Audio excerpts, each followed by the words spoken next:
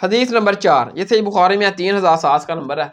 کہ نبی صلی اللہ علیہ وسلم نے سیدنا حضور مولا علیہ السلام اور آپ کے ساتھ دیگر اور صحابہ تھے، ان کو بھیجا کہ فلاں مقام پر جاؤ، ایک عورت جا رہی ہے، اس کے پاس ایک خط ہے، اللہ تعالیٰ ذات نے وحی کے ذریعے نبی صلی اللہ علیہ وسلم کو بتایا، وہ خط لے کر آؤ۔ حضرت علی اور آپ کے ساتھ جو چند اور صحابہ تھے وہ گئے بڑی سپیڈ کے ساتھ، اس عورت کے پاس پہنچی اور کہا کہ اللہ کے پیارے حبیب نے ہمیں بتایا کہ آپ کے پاس ایک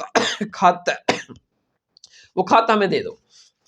اس نے کہا کہ نہیں میرے پاس کوئی خط نہیں ہے۔ انہوں نے کہا کہ حضرت نے کہا نہیں دیکھو مجھے میرے پیارے حبیب نے بتایا ہے، اور میرے پیارے حبیب جو ہے نا وہ کبھی بھی جھوٹ نہیں بولتے، ٹھیک ہے، آپ ہمیں وہ خط دے دو، اگر آپ نے ہمیں خط نہ دیا تو ہم آپ کے کپڑے اتار کر بھی خط آپ سے لے لیں گے۔ جب یہ بات کی سیدنا حضور مولا علیہ السلام نے تو پھر اس نے اپنا جوڑا کھولا پیچھے سے، بالوں کا جو گڈھا ہوتا ہے عورتوں نے، اس میں سے وہ خط نکال کر دے دیا۔ وہ خط نبی صلی اللہ علیہ وسلم کی بارگاہ میں لایا گیا، جب بارگاہ میں لایا گیا تو نبی صلی اللہ علیہ وسلم نے اس خط کو دیکھا، اوپر لکھا ہوا تھا کہ حاتم بن ابی بلتا جو نبی صلی اللہ علیہ وسلم کے صحابہ میں شامل تھا، جنگ بدر میں بھی وہ شامل تھا، کلمہ گو تھا، مسلمان تھا پکا سچا، اس نے نبی صلی اللہ علیہ وسلم کی مقبری کی تھی مشرکین مکہ کے نام کہ فلاں فلاں طریق میں ملتا ہے کہ انہوں نے یہ رات لی کیے تھے نبی صلی اللہ علیہ وسلم کے کہ فلاں دن فلاں مہینے میں نبی صلی اللہ علیہ وسلم اور آپ کے صحابہ جو مشرکین مکہ کے اوپر چڑھائی کریں گے، لہذا آپ اپنا سانبہ وغیرہ کر لینا۔ جب نبی صلی اللہ علیہ وسلم نے یہ دیکھا نا کہ میرے صحاب میں میری مقبری یعنی کہ میرے ساتھ غداری، دین کے ساتھ غداری، بے وفائی کی گئی ہے، تو نبی صلی اللہ علیہ وسلم نے فوراً اس صحابی کو بلایا، وہ آپ کا ساتھی تھا، تو اس کا نام تھا حاتم نبی بلتا۔ جب بلایا گیا تو نبی صلی اللہ علیہ وسلم نے حاتم نبی بلتا سے پوچھا یہ تو نے کیا کام کیا کہ میں اللہ کا رسول ہوں، میرے ساتھ اور دین کے ساتھ بے وفائی کی ہے، اور ہمارے راز لیک کر کے مشرکین مکہ کو بتا رہے ہو جو ہمارے دشمن ہیں، دین کے دشمن ہیں، یہ ایسا کام تو نے کیوں کیا؟ تو حاتم نبی بلتا نے کہا کہ یا رسول اللہ، یہ جو میں نے آپ کے ساتھ بے وفائی اور دین کے ساتھ غداری کی ہے، اللہ اور اس کے رسول کے دین کے ساتھ، اور مشرکین مکہ کو آپ کے راز بتائے ہیں، یہ میں نے اس لیے نہیں کیے کہ میں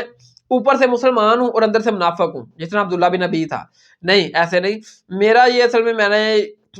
اس لیے یہ کام کیا ہے کہ میں ہے مسلمان ہی ہوں اندر سے بھی اوپر سے بھی، یہ جو میں نے آپ کے ساتھ بے وفائی کی ہے اور دین کے ساتھ غداری کی ہے، یہ میں نے اس لیے مجھ سے یہ معاملہ ہو گیا ہے غلطی سے کہ دیکھیں آپ کے ساتھ جتنے بھی آپ کے صحاب ہیں یہ آئے مشرکین مکہ سے ہیں، ان کی مشرکین مکہ سے رشتہ داریاں ہیں، ان رشتہ داریوں کی وجہ سے ان لوگوں کے جتنے بھی کاروبار ہیں، عزیز لوگ ادھر رہتے ہیں، وہ مشرکین مکہ رشتہ داریوں کی بنا کے اوپر ان لوگوں کے عزیز اور کاروبار کا خیال رکھتے ہیں۔ میرا مشرکین مکہ میں کوئی نہ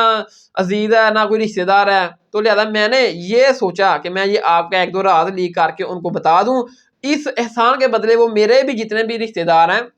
ادھر مکہ میں ان کے ساتھ حسن سلوک کریں گے، بدسلوکی نہیں کریں گے اور میرے کاروبار کا بھی خیال رکھیں گے۔ یا رسول اللہ صرف یہ میں نے دنیاوی مال میں مغلوب ہو کر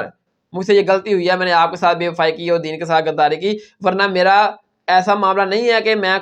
کافروں کو پسند کرتا ہوں آپ کے مقابلے میں اور میں مسلمانوں کا دشمن ہوں، جس طرح عبداللہ بن ابی اوپر سے مسلمان اندر سے منافق تھا۔ یا رسول اللہ میرا معاملہ ایسا نہیں ہے، میں پکا مسلمان ہوں، یعنی کہ اوپر سے ہی کلمہ پڑھتا ہوں اندر سے ہی میں مسلمان ہوں۔ تو نبی صلی اللہ علیہ وسلم نے فرمایا کہ حاتم بن بلتا نے ٹھیک کہا ہے، اس نے صرف دنیاوی مال کی خاطر کہ دنیا اس کا رشتہ دار یعنی کہ کوئی نہیں ہے مشرکین مکہ میں، اور کہیں وہ اس کے رشتہ داروں کے ساتھ بدسلوکی نہ کریں، اس کے کاروبار کو نقصان نہ پہنچائیں، تو اس نے دنیاوی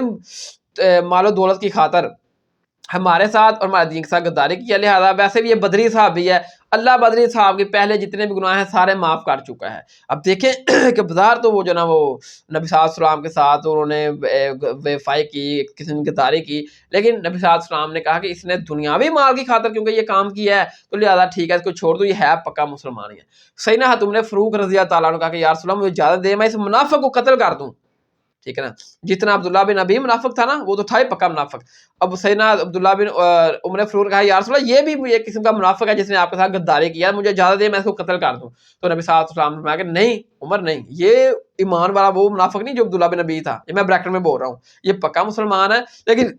کیونکہ اس نے دنیاوی مال کی خاطر یہ کام کیا ہے تو اللہ تعالیٰ اس کی گناہ کو معاف کر دے گا۔ اللہ تعالیٰ جو نا وہ یہ جنگ بدر کا صاحب بھی ہے تو اللہ تعالیٰ نے پہلے ان سے درگزر کر دیا، معاف کر دیا۔ تو سیدنا عمر فاروق رضی اللہ تعالیٰ عنہ تو فوراً تلوار نکال لیتے تھے جو بھی آپ کی شان میں گسائی کرتا تھا، تو نبی صلی اللہ علیہ وسلم ہمیشہ درگزر کرتے تھے کیونکہ آپ تمام جہان والوں کے لیے رحمت للعالمین بن کر آئے ہیں، اور قرآن میں بھی اللہ تعالیٰ ذات نے فرما دیا کہ آپ اللہ تعالیٰ کی رحمت کے باعث نرم دل ہیں، معاف کرنے والے ہیں، اگر آپ سخت زبان اور سخت دل ہوتے تو یہ لوگ آپ کے آس پاس نظر نہ آتے، آپ کے اوپر بھی ایمان لے کر نہیں آتے، ٹھیک ہے۔